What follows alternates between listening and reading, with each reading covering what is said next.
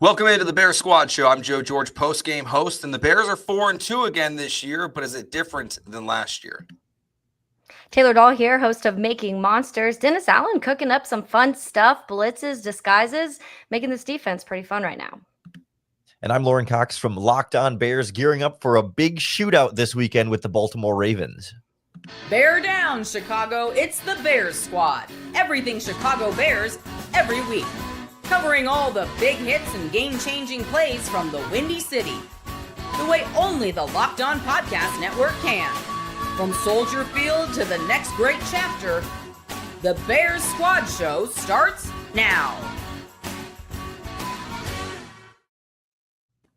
Welcome into the Bears Squad Show here on the Locked On Bears YouTube channel and wherever you get your podcasts on Apple and Spotify. Thanks for hanging out with us today on this Tuesday or Wednesday, depending on when you're listening to the show. And well, the Bears are 4-2 in 2025, just like they were 4-2 in 2024. And it feels very different this year. I'll start there, and we'll get everyone's thoughts on just where the future of the Bears is. I don't anticipate a 10-game losing streak on the horizon without a major injury this weekend to Caleb Williams. But it still feels like this is a much different 4-2 than last year. But you're at the same place. So I think it leaves Bears fans a lot of just wondering of where are the Bears really this year versus last year. So, Lauren, we'll start with you. What do you think the biggest difference is right now at 4-2 and why Bears fans should feel better or maybe the same as they did last year at 4-2?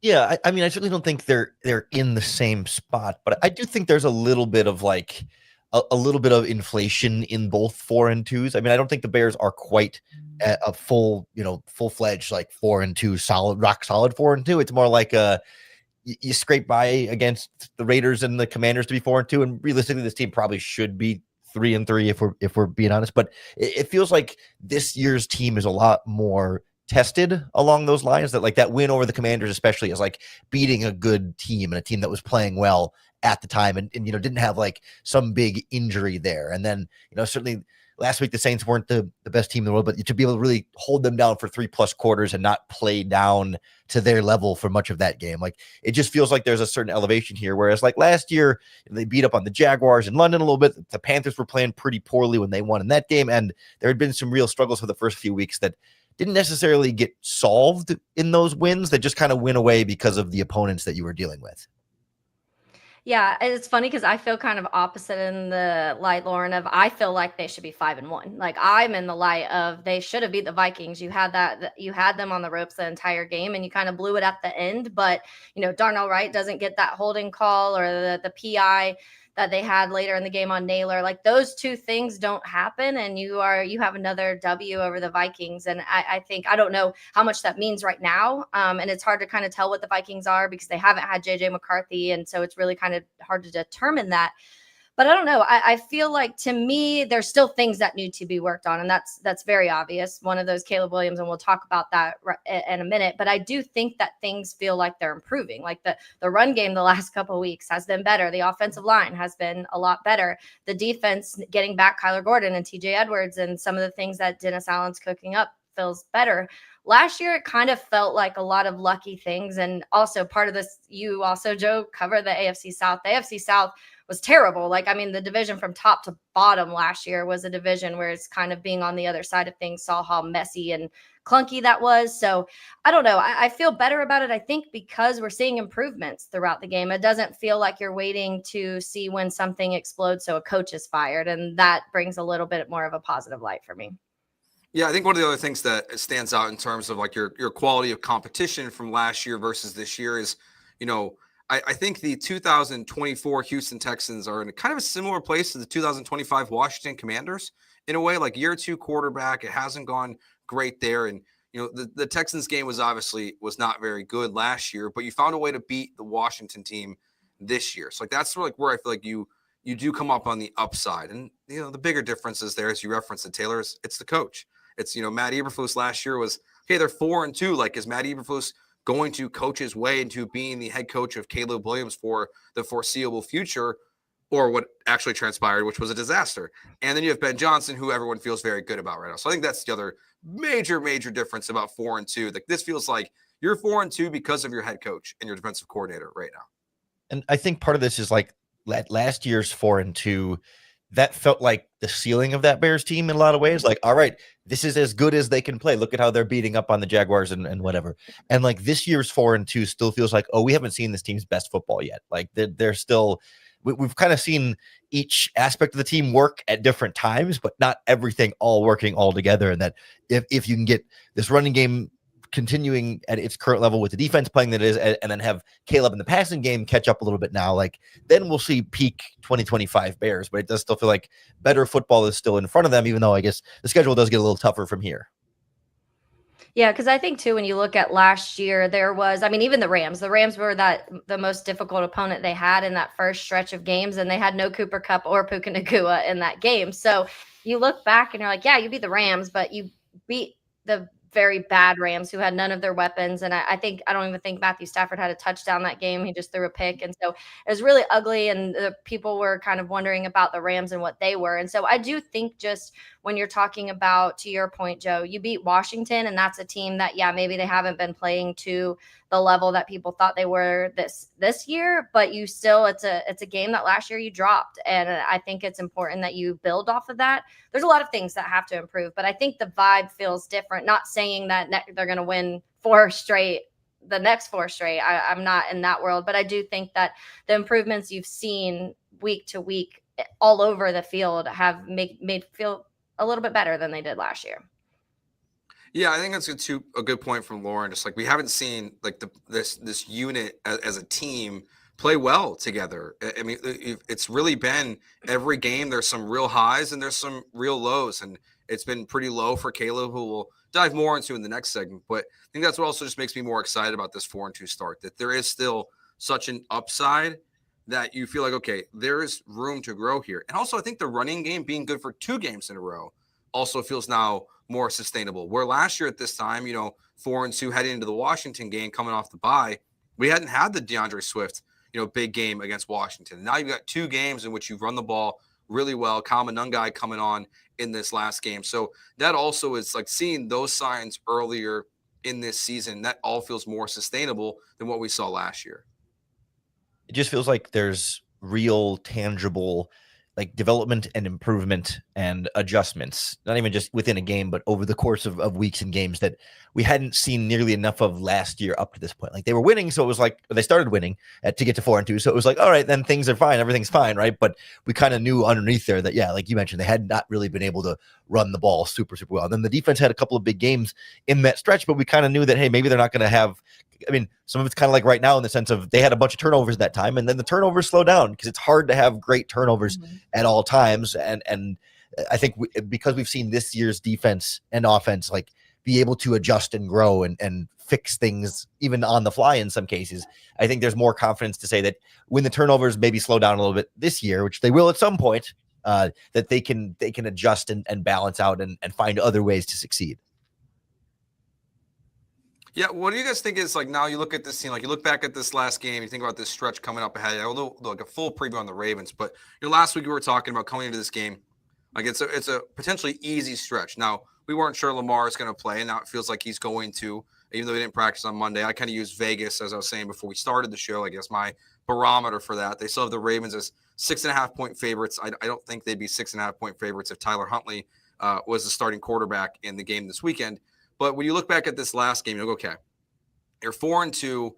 What have you seen the most growth from week 1 to where we're at now, Lauren? The most growth, I think, comes from I guess I got to go the offensive line, but the running game as sort of an extension of that. Like that to me feels the thing that's the most different from where it started. And I think some of that's maybe the left tackle change, but I think we've seen Jonah Jackson settle in a little bit. We've seen Drew Dahlman settle in a little bit, except for snapping the ball, but then just a more overall cohesive offensive identity in the running game of really just saying, all right, we are going to be this outside zone team, and this is what's going to work well for us. And now they're having more success, getting from that first level to that second level, getting off the double teams, but still making sure you're establishing those double teams on the front end and not being too quick to go to the next level, right? It's just sort of this calibration of here's how we're going to operate as a running game that took time, but it feels the most different from where they started.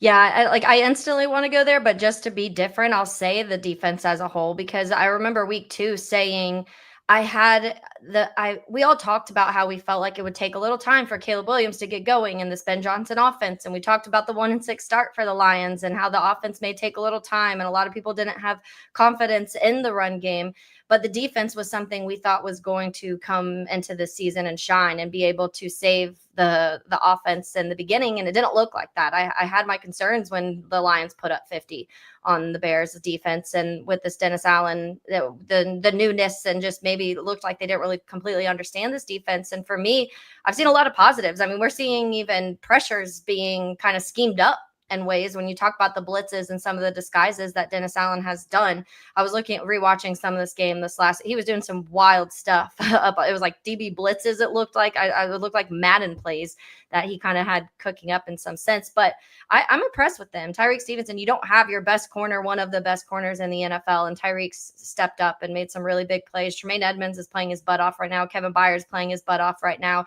You're seeing a lot from Brisker and a lot from Gordon. Javon Dexter's getting pressures and bull rushing offensive linemen. So I'm really proud of those guys, because despite even not having the best player on your defense, and probably not even close to one of the best pass rushing defenses in the NFL, you're able to cook up some things and manufacture some stuff. Yeah, I was going to highlight Tyreek Stevenson, I think specifically, because even though it's hard, it's hard to think like back to last year of like where you're at 4-2, like obviously all the bad Tyreek stuff really starts happening in the Washington game after your 4-2 start.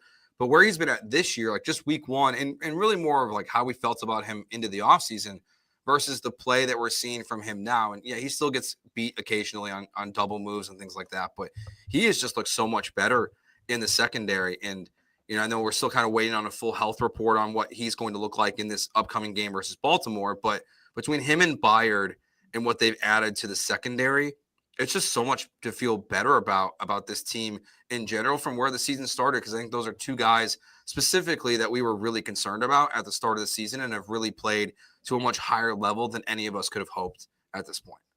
And I think it's specifically that it's in-season improvement, right? It's not just like you could say, well, Rome Odunze is better this year than he was last year, and then you could kind of point to it and say, well, it's a new offense or a new system or whatever. But like the fact that we've seen these players, we've seen these players in this defense not play well for the first couple of games, and then in season in the same system play better. Like it's not just like, oh, the scheme is all around better. It's like, no, there's been like individual player development from a technique standpoint, from what they're reading and seeing. Like that is pure coaching and not just scheme putting them in a better position to succeed.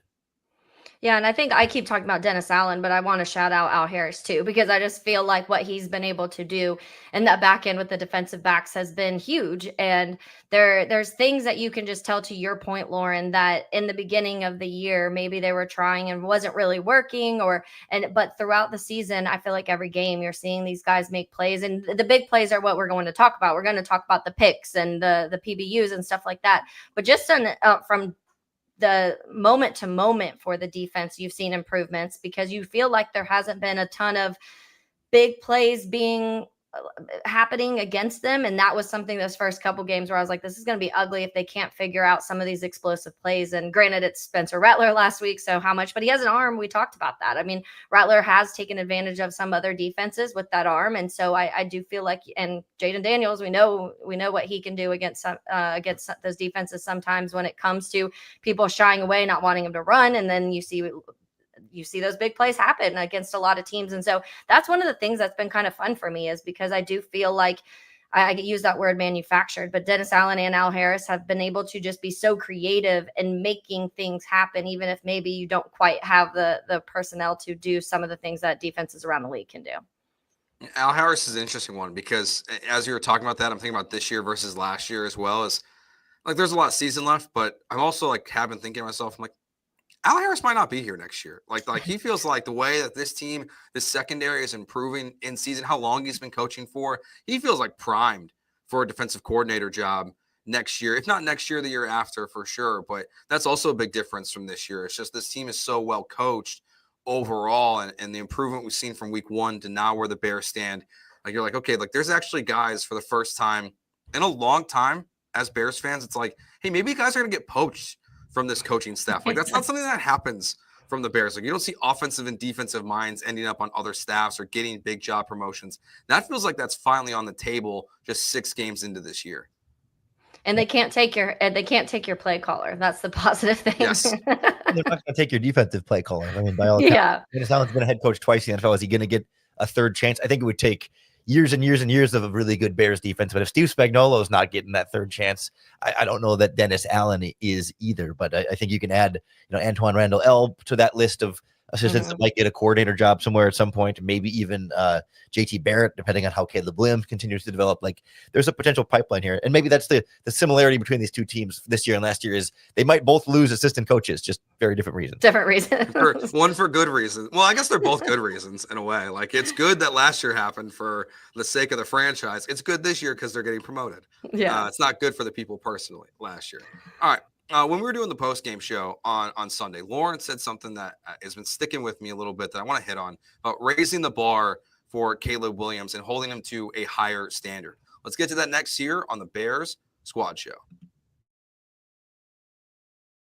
I'm Cody Rourke from Locked On Broncos, and this episode is brought to you by Peloton. Peloton is shaping the future of fitness with the brand new Peloton Cross-Training Tread Plus, powered by Peloton IQ. This is Peloton's most advanced equipment yet, giving you real-time guidance and endless ways to move, whether you're running, lifting, or you're cross-training with your favorite instructors like Alex Toussaint. It's training reimagined to make your workout more personal. Peloton is built for breakthroughs with features that help you plan, stay motivated, and hit peak performance. You can let yourself run, lift, flex, and go while Peloton handles all the rest. Plus, Peloton IQ provides real-time strength coaching, tracking your progress and suggesting weights that challenge you so you can get stronger. Plus, the new movement tracking camera, it counts your reps and corrects your form in real time, making sure every rep is safer and smarter.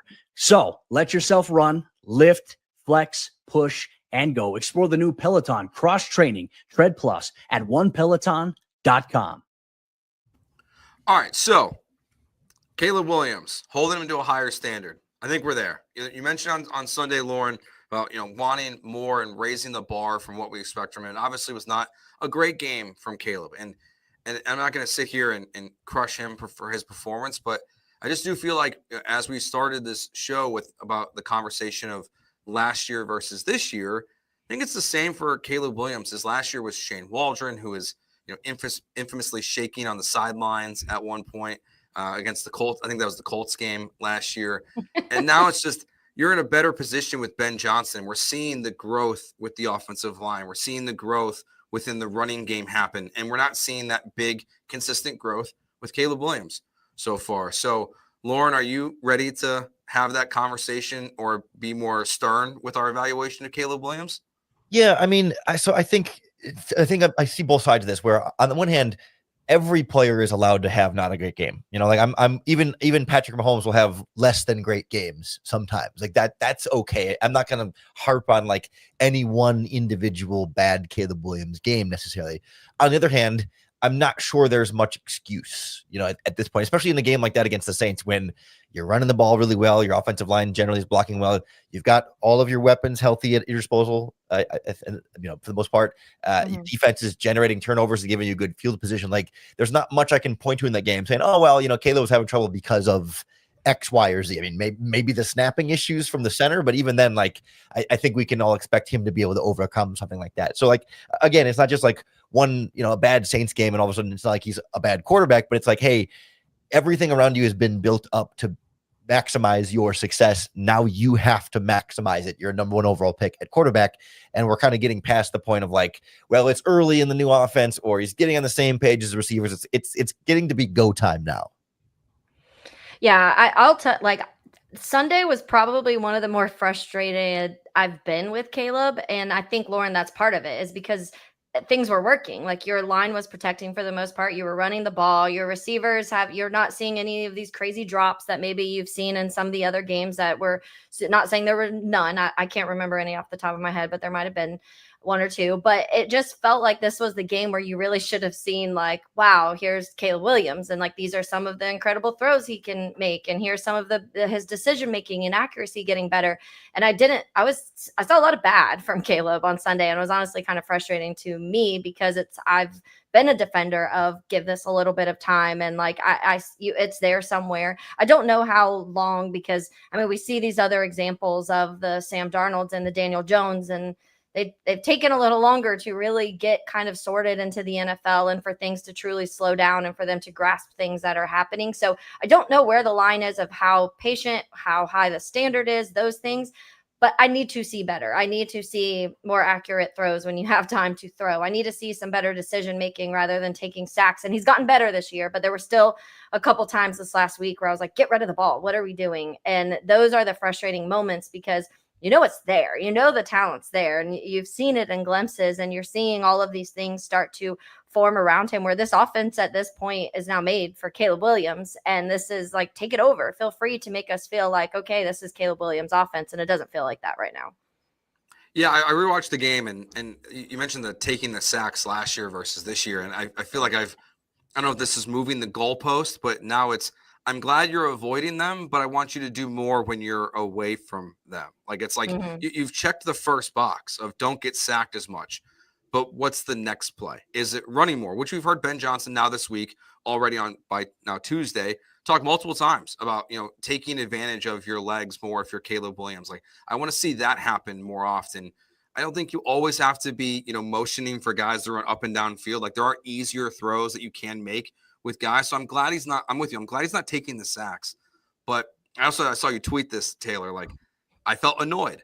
Like, I think was the word you used. Like, I felt annoyed watching it, because I'm like, I wanted more of the Cowboys game, Caleb Williams, from this game. And I kind of feel that same expectation against Baltimore. Like, even though Baltimore only allowed 17 points to the Rams in their last game and was a much better performance versus the Texans game, there's still a defense that's really beat up and missing a ton of guys. So this is another one of those where I think this is a game where we kind of raise the bar again, where it's a defense that's hurt, struggling this year, has given up a ton of points to a ton of quarterbacks. And I expect and want to see a big game from Caleb Williams this coming weekend.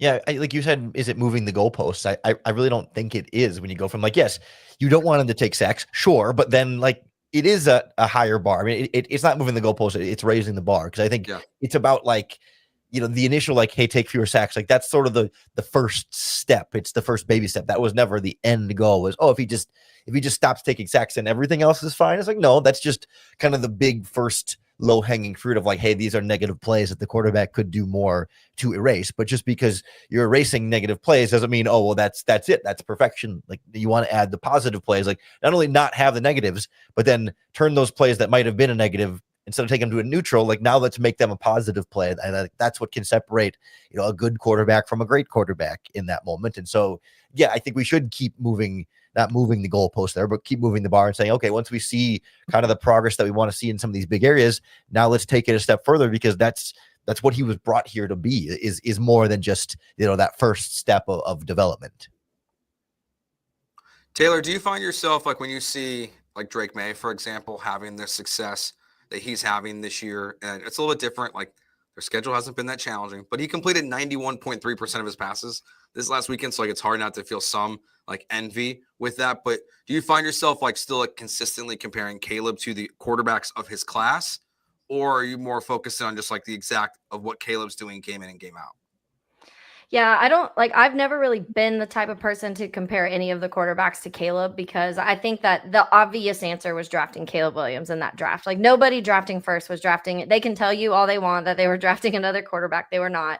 And I just think that we've seen too many times, like the situations and also just timing. Like, everybody, I think, picks up certain things and different frames of time. Everyone learns certain things quicker. Everybody, if you're talking about situational things, I do feel like there was regression last year from Caleb from start to finish. And I think some of that was on Caleb, maybe trying to do too much at times. I think some of that was on the coaching staff, and that regression, how far did he regress, and how far does Ben Johnson and Declan and company feel like they have to pull him back?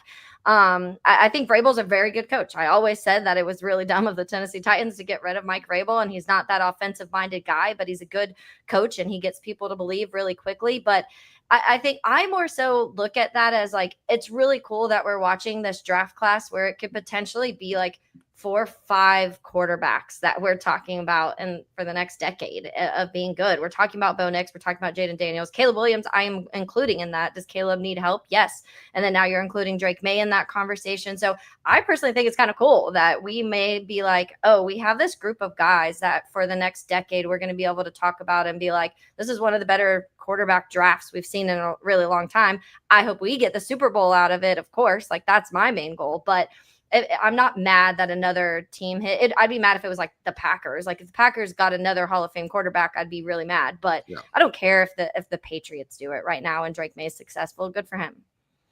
Yeah, I'm with you there 100%. Like, it's so hard to compare any two quarterbacks just because of their respective situations. And it's not even just within the same draft class, but like the different offensive lines, different receivers, different offensive systems that they're being coached in. And yes, I think Drake May is probably playing the best of any of them right now, but that wasn't the case 12 months ago. And, so I think we're going to keep seeing these kind of fluctuations where, okay, first year Jaden Daniels is everyone's darling, and Bo Nix is kind of also coming up in the conversation. And now Bo Nix has dropped off a bit. Daniels was hurt, and Drake May is the big exciting one. And maybe, next year when Caleb Williams in year 2 of this Ben Johnson offense and they add a few more pieces, like he might be the up and comer that everybody wants at the quarterback spot. And then, probably from there, he's going to come back down and somebody else, they're going to keep trading spaces in here. So it feels a little foolish to take a moment to moment snapshot and say, okay, well, now all of a sudden, do you regret it because now a different quarterback is better? Like, I think it would be different if Jaden Daniels was greater from the beginning and then has just continued this meteoric rise. And it's very clear that everyone got it wrong because he's clearly the best quarterback of this bunch. And I think we've seen so far this season that that's certainly not definitive, but certainly not clearly true either. Like, not to say that he can't still be the best one of the bunch, but it's clear that all these quarterbacks have a lot of talent and there's no like one obvious answer that, oh, the Bears should have known that they should have taken this other guy. Yeah, I think some of it is because you see it on social media. It's social media, but I feel like it's the Bears fan, like we've been beat down by so much syndrome. Yeah. A little bit of like it's like I think when people are starting to talk about like what other quarterbacks are doing inside the fan base, it's like you're comparing too much of what's happening in front of you right now. It's like Trubisky versus Mahomes.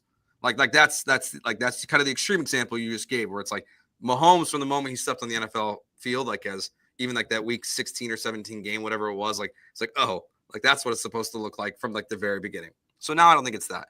But Taylor, you mentioned like the patience with Caleb, and I think it's interesting, like when you think about like the long-term future for the Bears and like what like raising the bar and expecting more and more from him. I'd say I don't ever hear a Ben Johnson comment though where I'm like, he doesn't like this guy. Like he loves Caleb Williams. Yeah. Like I hear a coach who every week, like even when he's talking about the frustrations in Caleb's performance against the Saints and the things that went wrong, I still hear a coach like very clearly who's still a believer in what's happening, because he's the one that keeps reminding us of like, this is a process. This is a breakdown of everything that was wrong with him as a quarterback fundamentally that we're fixing. So yeah, it feels like I know a lot of fans will like drop in the Tyson Bagent stuff, but like that's not happening. But like it's, I think the road is he's got a long one for Caleb in terms of like patience and everything. Yeah, and I think I've heard and I've used the word when it comes to Ben Johnson, perfectionist, so much. And if you just saw the video that his mic'd up that the NFL posted, it's hilarious. But I showed a friend, like one of the guys I work with here in Jacksonville, and he was like, do you think this is like fabricated? Like, do you think he's doing that intentionally? And I was like, no. I was like, I think that Ben Johnson is a perfectionist and probably borderline OCD, if not OCD.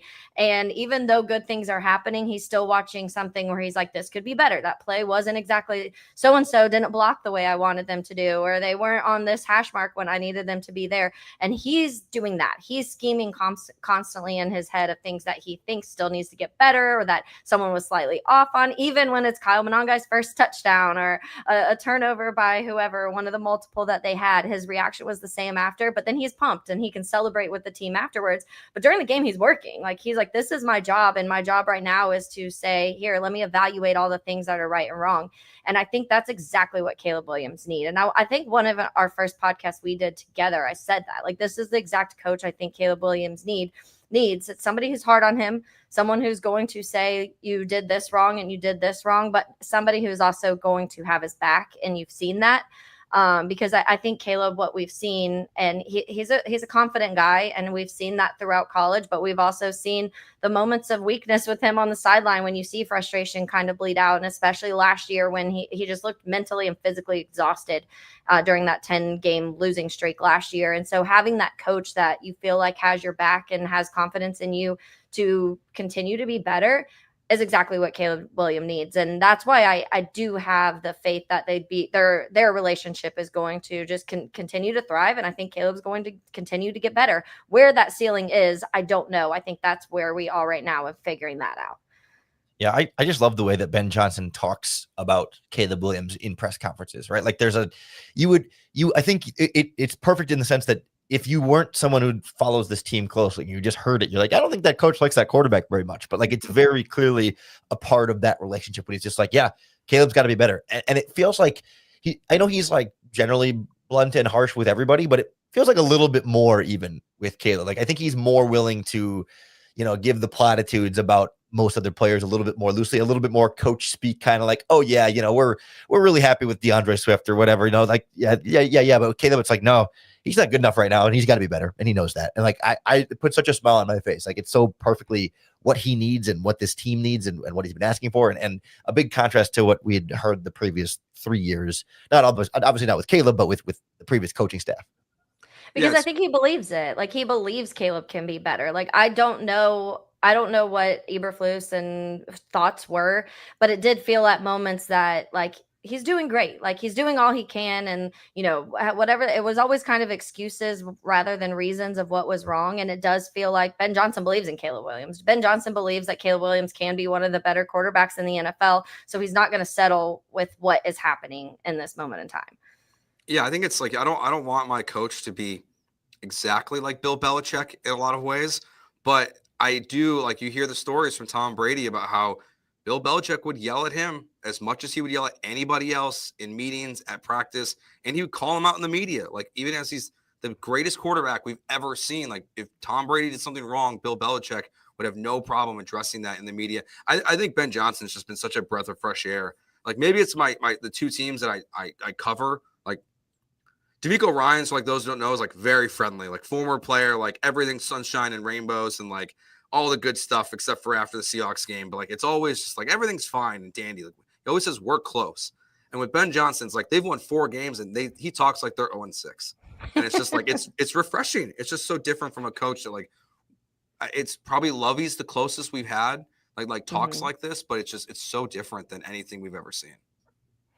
Yeah, it reminds me of like that parent. Like, if you had one of the parents that were always like, they know you can do better. That's always the thing. Like, good job, but you can do better than this. Like, your grades can be better, or you could try harder, or you can spend more time doing this. And if you are one of the kids that had that type of parent, I think Ben Johnson resonates so well, because that's how he is. Like, your standards for the people you love are a little higher or you enjoy. And I feel like it's higher because you believe in them and you believe that they have, their capabilities are beyond what it is. If you just feel like they're all right, if you don't have the faith that person can be better, then we'd probably hearing press conferences like he's doing all he can right now and we'll continue to try and improve on these other things. But that's not what we're hearing. We're hearing strict dad being like, nah, he can be better than this. It's really what we've been waiting for. And like, it's really Ben Johnson, like, passing the head coach test, right? Like, we knew smart offensive coordinator, play caller, can scheme an offense, but we've been wanting to see all along, how well can you handle the leadership duties, the public relations, the front facing voice and face of the team, and how you handle the media and timeouts and challenges and in-game clock management stuff is still, I think, an ongoing evaluation for us on the outside watching him. But I think he's checked every box and passed all the tests as far as the things he says and how he carries himself publicly. All right, well, somehow we woke up and there's only 3 teams below 500 in the NFC, or 4 teams below 500 in the NFC. The Bears are not one of them. So at 4-2, like the playoffs, it's a conversation to be had. So how do the Bears stack up against the rest of the NFC? We'll get into that next year on the Bears Squad Show. Today's show is brought to you by Mazda. Mazda crafts cars for those who do more than simply move. Mazda delivers confidence with every ride, with more IIHS Top Safety Pick Plus awards than anyone else as of August 2025. You can feel Japanese craftsmanship in every deal, from the metallic accents to available Napa leather upholstery. With all-wheel drive standard in every crossover SUV, you can drive with confidence through almost any season. Like our players, we sweat every detail because when you make every move count, impossible becomes irrelevant. Mazda, move and be moved. All right, so the NFC is really good this year. Like it's shocking to me, like how many of these teams are above 500 or at 500 right now. Like at this moment, only the Cardinals, the Saints, the Giants, and the Commanders sit below 500 at this point. There's all these teams. I mean, you got an entire division basically of 5-2 teams in the NFC West right now with 3 of them there. And the NFC North is no shocker in a lot of ways. I think if anyone would say the shocker is the Bears at 4-2, but the Vikings are the worst team in the division right now at 3-3. Let's start just there. Lauren, as you've seen through 6 games here, how do you feel like the Bears stack up in the moment in this division? Yeah, I still feel like until proven otherwise, they're right there where their third place finish says right now. Like I think they're the third best team. We saw them get absolutely smoked by the Detroit Lions. We didn't see them play particularly well, even against the Minnesota Vikings in week 1. Like I still think they're better than the Vikings, given their records and where they are and how close that game was. But like, I'm not confident until I see this team beat Green Bay this season that they're actually better than Green Bay. Until we see them play better against Detroit, I'm not confident they're actually going to beat Detroit. Like this team, as much as they're playing better in 4-game winning streak, they have not earned the benefit of the doubt back from me in at least in these division games.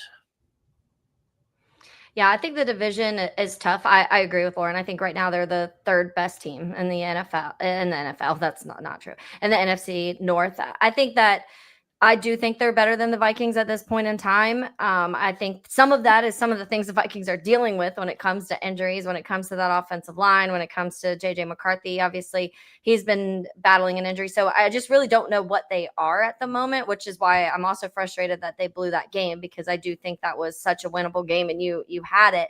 But it's hard to not. I mean, the Lions are the Lions, and what they did to you is just, I think, right there is a tale. I do have a little bit of a conspiracy theory of like, did Ben give that one to them just to be like, I left you guys, like here's your going away. He really gave it to him then, because he gave him 52 points. He's like, here you go. That's what I'm just gonna hold on to, and we'll see next time we play what it looks like. But the Packers, I think the Packers are.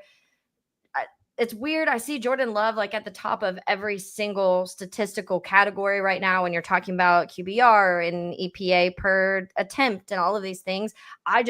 My eye test doesn't show me that Jordan Love is like this top 3 quarterback. So I don't know, maybe I'm just blinded. Maybe my bias is keeping me away from seeing that, but they do a lot of things well. Obviously, Josh Jacobs is having an incredible year. Their offensive line's playing really well, and their defense has made massive improvements from what the areas of struggle last year they fixed. So it's hard for me not to say Lions, Packers, Bears right now. If Caleb improves, like if we are in 3-4 weeks talking about Caleb making this leap and they're able to run the ball the way they are and the line's protecting and the defense is continuing takeaways. I know, Lauren, it's not realistic to ask for like 3-4 every game, but if they're still forcing some fumbles and getting turnovers and we're starting to see these manufactured sacks, I think Bears can compete with both of those teams at the top. But the biggest thing is you got to see Caleb be more consistent and accurate. Yeah, I think the Lions are very clearly the top, because I think they're probably at the top of the NFC in general.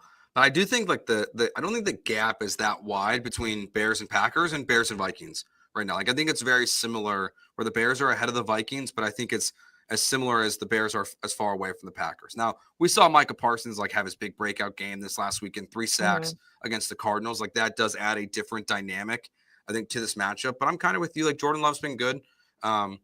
But I don't think Packers fans, like the ones that I'm friends with, like are not enamored with the way that he plays the quarterback position right now. So I think the way the standings look right now is reflective of the best to worst team in the division. But I just don't think the gap is that large between them and the Packers.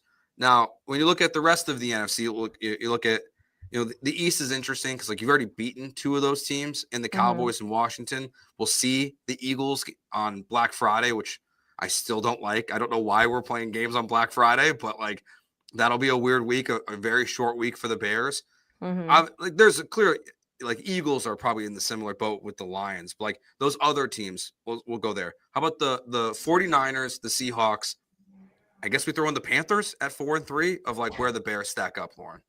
Yeah, it's just weird to me that like somehow the NFC West, I think right now is the best division in the NFC with the Rams, Seahawks, and 49ers all at 5-2. And yet I don't necessarily feel like, I mean, maybe there's an NFC North bias here, but yeah, like I think the Eagles are the team that's very clearly still better than what the Bears are. I think the Buccaneers are very clearly better than where the Bears are right now. And then I don't fully trust, any of those other teams in these other divisions. Not to say that the Bears are clearly better than all of them, but like I think the rest of them are kind of coin flip games. Like Bears, Rams, coin flip. Bears, Seahawks, coin flip. 49ers, coin flip.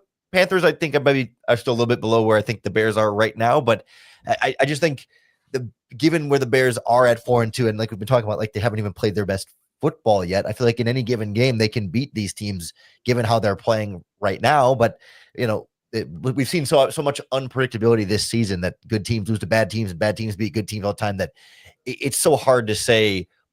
When you got all these guys kind of grouped up in this second tier of teams is kind of where I'd put them all. It's crazy to me to go through that NFC West because it's like you're talking about some of the best right now in this point in time. Because I mean, Clint Kubiak he's been really good this season so far when it comes to scheming up things and making that offense super explosive. Obviously, Sean McVay can do it. Obviously, Kyle Shanahan can do it. So that division, honestly, I wouldn't really want to be in because I feel like they have those offensive coordinators or offensive play callers that can really just make anybody look good. And that's what's kind of wild because with the Niners, for example, they've just been beat up. They've had the worst luck with injuries. And I mean, maybe the Lions last year can compete that, but the Bucks this year also with all of the injuries they have. And so it's interesting that the Seattle and that division in general, to me, I think watching the Niners win the way that they've been able to win with missing half of their players, you're missing and star players. I mean, Kittle was out for a while. Nick Bosa's not playing. Like your guys that you're consistently calling upon to make big plays haven't been there. Then you lose your quarterback and Mac Jones comes in. We've seen Mac Jones. Mac Jones has not been a very good football player and has come in there and won games for the Niners when he's had to. And then I think that Sam Darnold has had some moments this year that's looked really good. Last week, obviously the Bears played him and he was 2 weeks ago. I mean, the Jags played him 2 weeks ago and he had the third best QBR in the NFL at that point. So it's like, it's weird. That division is strange. And I'm really fascinated to see how it shakes out. Are these like just flashes of good because of the coaching right now, or are some of these guys going to continue? So I do think that the Bears can compete. I think the Eagles and the Lions and the Bucks are that next tier. I think you're talking about them being three of the better teams in the NFL, not even just the NFC, honestly. And aside from that, I think there's a lot of teams that I feel like the Bears right now could compete with. And that's what is, and with not even playing, like their best. You turn Caleb up and you see like Dallas Cowboys game Caleb with this run game, give me that. And I feel like they can compete with anybody. Yeah, I think if the Bears want to make the playoffs this year, like the West is honestly like the division we should probably start keeping an eye on. Like 3 teams at 5-2, like what is it going to look like when they all start playing each other? I mean, I think the Seahawks have had 70 quarterback pressures in their last 2 games, which sounds like an absurd number, but it's accurate. They've just been getting after the quarterback. Like, so that to me is like if the Bears are going to make the playoffs this year, like I think the Lions and the Packers are both going to be in, the Buccaneers, the Eagles. But like, does the West get 3 teams in, or does the North get 3 teams in? I feel like is the ultimate equation. Like, I don't think the Cowboys, that defense, even if they were to make a splash move and get Max Crosby or something like that, which I know a lot of people have reported that they're at least calling on him, I don't think that puts the Cowboys back in the conversation. Like Washington, I think will still be a factor, but how does the West play out? I think is the ultimate, like, will the Bears make the playoffs? Honestly, that 49ers game at the end of the season, like it might do you in for the Bears, depending on how it plays out. Yeah, and it's interesting, those 2 division matchups, because they're not facing each other all 4, this season. You're just doing same place finishers. So we won't really get to see, we'll see individual head-to-heads of Bears, 49ers, and Rams, Lions, and however that stacks up on their respective schedules. But like, we're really not going to know how well they stack because they're not going to play against each other except for those individual games. And I do wonder, by the time we get to, what is that, week 17 for the 49ers game, like if the Niners are this banged up now, are they going to get a lot healthier between now and then? Are they going to add more injuries? And let me say with the Bears, every team's going to get more injured as the season goes on. So by the time we get there, it might be 2 different looking teams from where they stand now. And we'll see who's got the durability and endurance to kind of, last the full regular season. Might have Jalen Johnson back by that point. You would think Yeah, if let's he's going to go. play this year, he should be back by week 17. I would think, Well, like the way they especially talked about it. and especially if it's a game, like if he's like that borderline and that week like 17 game is determining if the Bears get into the postseason, Jalen would be like, I want to play. Yeah, looking ahead at their schedule, I kind of like you look at it before the season starts, and then once the season starts, I'm like I kind of look away from it, except for like in chunks. But I still can't believe they play the Packers 2 times within 3 weeks. Like Yeah, I hate that stretch there. It's like, well, that could be the Bears season. Like you go 0-2, you go 1-1, you go 2-0. It's just like it's gonna whatever happens in those those 2 games versus the Packers. The fact that they're so close together, both of them in December, which means it's probably going to be cold in both Green Bay and Chicago. Like I was hoping you get like at least one Packers game where the sun's out and it's warm, not like where it's probably snowing in both of these games. And right before that is Eagles. It's Eagles, Packers, Browns, Packers again, and it's just it's there was a murderer's row last year on the schedule with division games, and we're seeing it again here. And at least we'll have a really good sense of like in theory we should have a good sense of where this team actually stacks up. Like we'll know in that stretch if they could actually make a little noise in the playoffs or whether yes, you're still a year away from really actually getting there. Yeah, and that's where I remember looking at the schedule when it first came out, and that was kind of my thoughts in the light of like I'm kind of glad it shook out the way it did this year because I felt like it was going to take time for this offense really to get going and Caleb to start grasping Ben Johnson's offense, and I felt like if you're staying healthy, you're playing your best football at the end of November, beginning of December is like what it feels like, and so if that's the case, then that's that stretch of time. And so it could be really good if things continue to improve.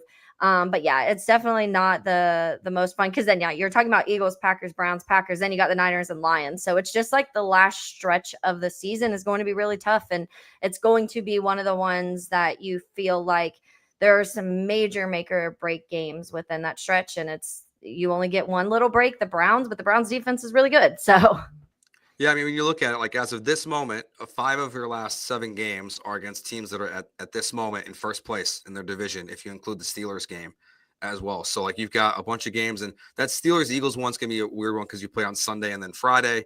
So, like, it's a very quick turnaround, which is not something we really see teams do too often, at least from like a Sunday to a Friday at least. So, it's gonna be interesting. Like the schedule sets up for the Bears to be in position when they start playing the Steelers and then the Eagles and the rest of the stretch to be in a position to be in the hunt graphic, which is something that the 3 of us all asked for the Bears to be in at this point. I did find myself before we go to break. I was playing around with like the athletic like playoff thing that they put out there. I was going through the Bears scenarios of like, okay, which games do the Bears need to win so they make the playoffs this year? Because I need it back in my life, guys. Like I got the Cubs back in the playoffs. Like now I need the Bears back in the playoffs as well. All right, let's take our last break here. Let's hit on this Ravens game coming up this week and what we think is going to happen with or without Lamar Jackson. We'll preview that next year on the Bears Squad Show.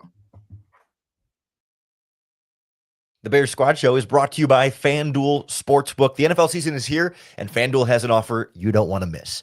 Right now, new customers can bet just $5 and get $300 in bonus bets if you win.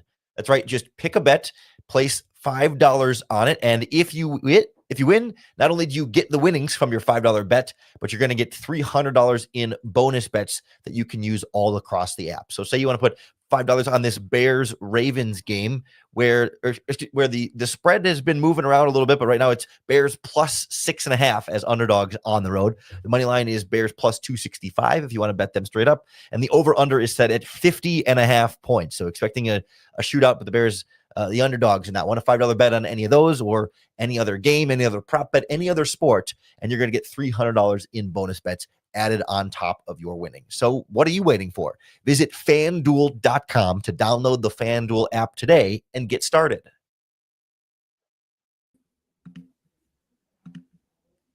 All right, so based on the line there, it feels like Lamar Jackson's going to play. I don't think Tyler Huntley or Cooper Rush would be 6.5-point favorites against the Bears, even though you have, Derrick Henry still and, DeAndre Hopkins is there, Zay Flowers. But we do sign, I guess this is the first time we see Roquan Smith take on the Bears, right? Since he was moved to the Baltimore Ravens, which sounds kind of crazy because it feels like that was almost a lifetime ago, even though it wasn't. It just feels like a lifetime ago that Roquan was on the Bears. So, yeah. Lauren, what are you expecting this weekend, I guess, with or without Lamar Jackson? Well, certainly that with or without is a big, Yeah. it's a big. Yeah. But I mean, assuming Lamar Jackson, the Ravens are going to put up points. Like we've seen this Bears defense, even in the game against the Saints. Like there were still a couple of, I don't want to say easy touchdowns, but where it looked too easy. We'll say for New Orleans and Spencer Rattler to drive down and score, and we saw the week before that against the Commanders. Jaden Daniels puts up 24, and again, it's not easy for 4 quarters, but there's just plays where it is too simple when you have an offense on the other side with an MVP quarterback and a star running back like Derrick Henry and some decent receiver talent there. Like they're going to be able to get some points on this Bears defense. I mean, we've seen between the Raiders game and the Commanders game, the Bears forced 1 punt in each of those 2 games. Like it's a little bit boom or bust right now in terms of turnover or points for the other team on this Bears defense. So I think that's going to mean, another 25-point type of game from the defense, which means you need then Caleb and the offense to be able to match that blow for blow. And, they certainly have been able to get it going the last few weeks. They should be able to fire on all cylinders against this Ravens defense, but you just worry about, there's a reason the 1-win opponent is still a 5.5, 6.5 point favorite over you because they're a really good football team. And you wonder how much margin of error there is if Caleb isn't quite where he needs to be or makes a few mistakes here or there, or if the running game slows down a little bit, or if the defense doesn't get 4 turnovers, but gets 1. Like, is that enough against an opponent like this? I'm not sure. Yeah, I think the Lamar Jackson conversation is huge in this one, and that's what it's going to be. Also, I mean, I think even Lamar back, how healthy. I mean, it's a hamstring. That's one of the things that can linger. It can re-injure really easily. You haven't been playing. How rusty are you? There's a lot of conversations that come into, I think, even if Lamar Jackson isn't playing. We're seeing Derrick Henry, he's fumbled a few times this year. He never fumbled. That was not one of his things. And for some reason this season, he's had a little bit of an issue with that. But yeah, I mean, I think that it's the Ravens. And I almost feel like people don't want to believe the Bears yet. I think part of that is because Caleb hasn't been playing the football that people want to see for a winning product, that they're like, hey, the Bears are winning, but are they getting lucky or is it this and that? So I do think you need a big Caleb game against a defense like this. I want to read 2 comparisons for you guys, though. There are 2 that I've seen. Number 1 is that Derrick Henry versus DeAndre Swift comparison so far, because we've been very critical of Swift. He's obviously that run game's gotten going this last couple weeks, but Derrick Henry so far in 2025 has 88 carries, 439 rushing yards. He has 5 receptions for 44 yards, 4 total touchdowns, so 483 total yards. DeAndre Swift in 2025 has 89 carries, 419 yards, 16 receptions for 166 yards, 4 total touchdowns, 585 total yards. So just that head-to-head right now, even with, we're talking about DeAndre Swift, that turning on the last 2 weeks, is technically statistically played better than when Derrick Henry. And I don't want to jinx anything, because Derrick Henry all of a sudden will have 400 yards this week, and I don't want that to happen. But the other one that's going to be that conversation is Roquan. And I saw this. Roquan Smith so far this year has 34 tackles, 0 interceptions, 0 passes deflected, 0 sacks. Tremaine Edmonds, 61 tackles, 3 interceptions, 4 passes deflected, and 1 sack. So Tremaine, I mentioned his name at the top of this, has been playing really, really well. That's going to be when we talk about the storylines from week to week. This last week, it was Dennis Allen against the Saints, and it was, Caleb beat out Spencer Rattler, and everybody was posting the video of the fans at Oklahoma cheering for Caleb Williams to come in. I almost felt like they were trying to curse us in that moment. But I do think that those players, those comparisons are things that can make or break this game. If you're seeing DeAndre Swift outperform Derrick Henry in a game, there's a good chance you can beat them. And I think that's going to be some of these storylines are these bigger name players going head to head and who can outperform. If you can win that turnover battle, if you can run the ball better, if you can get pressures better, then you can win the football game, I think. Yeah, I think it's ultimately going to come down for me to 2 things: is if you get a turnover, is do you score a touchdown? Yeah. Like that, what the Bears have been doing off the turnovers the last couple of weeks, it's just not good enough. They should have blown the Saints out this weekend, but with the amount of turnovers they had, and really the same story the week before, getting all those turnovers. You have to capitalize. If you don't capitalize, Lamar Jackson's going to take advantage of that. If he throws a pick or Derrick Henry fumbles and you kick a field goal, that's great, but Lamar Jackson's probably going to drive down for a touchdown on the next possession. So it starts there is one. And the other one, watching a little bit, I haven't watched the full game yet, but I was watching the Washington game again. And it does bring up what you brought up, Taylor, about Lamar's health, but the amount of times that there was even a little bit of pressure, but then Jaden Daniels would just take off and run. that's where I think we need like the big adjustment from Dennis Allen this week is that contain with Lamar Jackson. If you get to him and your tackles are wide and you create a running lane, like, are you going to run a spy? Is TJ Edwards going to be responsible for that, or Edmonds? Like, what's the game plan to stop Lamar's legs if he's out there? Like, that's what I ultimately feel like this game's going to come down to.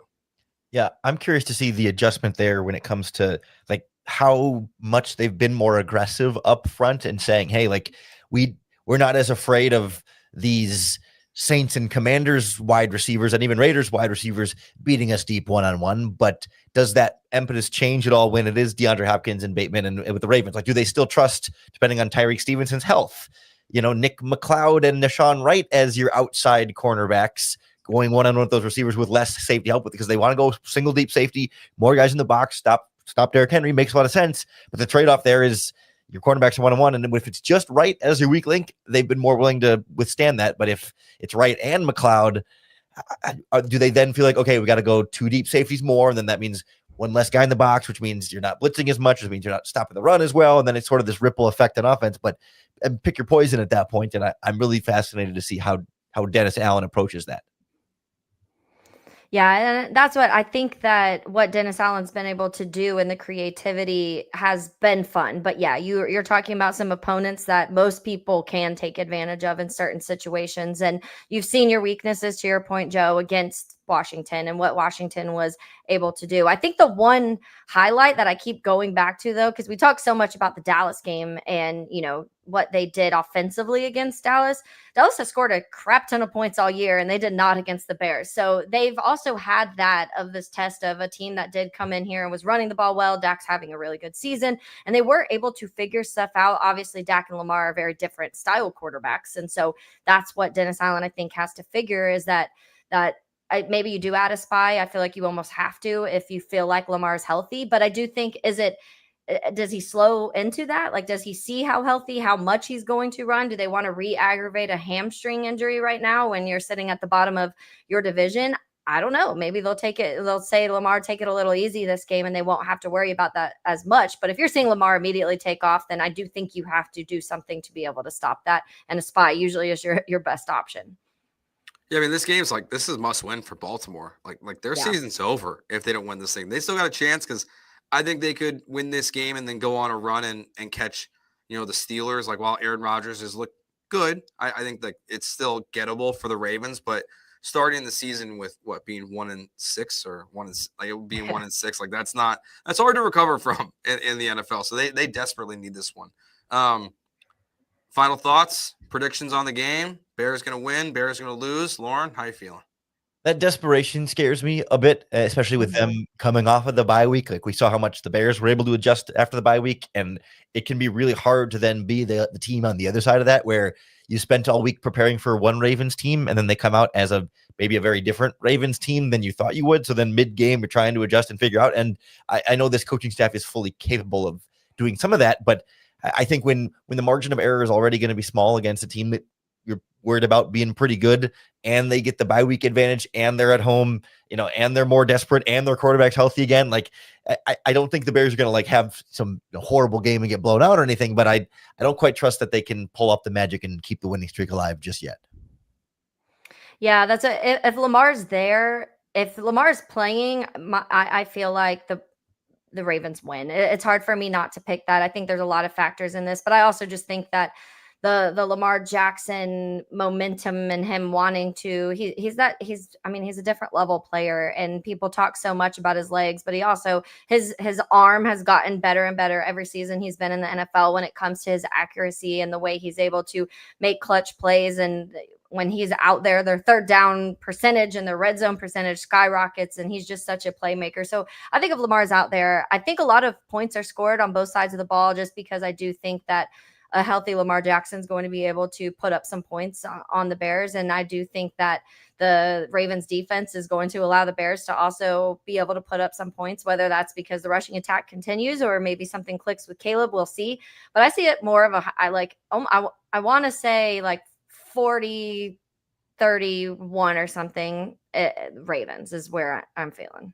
Yeah, I'm like right there with you. I think the Ravens win this game with Lamar back, and but I think we're going to see an improvement from the offense in this one. I think that's what I'm hoping we see, but I think we're going to see like the offense take a step up and be able to compete with like in a shootout with the Baltimore Ravens and with this offense. And the question will ultimately be like, does Grady Jarrett come back? Does he help slow down Derrick Henry? What does that look like? So I think the Ravens win, but I don't like moral victories. But I don't think we're going to feel like the sky is falling after the game on Sunday. It'll be like, okay, this is what went well, this is what went wrong, and you move on to the next one. I don't think we're going to be wondering about, all right, the Bears started 4-2 last year, and then the Washington game happened. They lost 10 straight games. Like, I don't think we'll be having that conversation after this one. All right.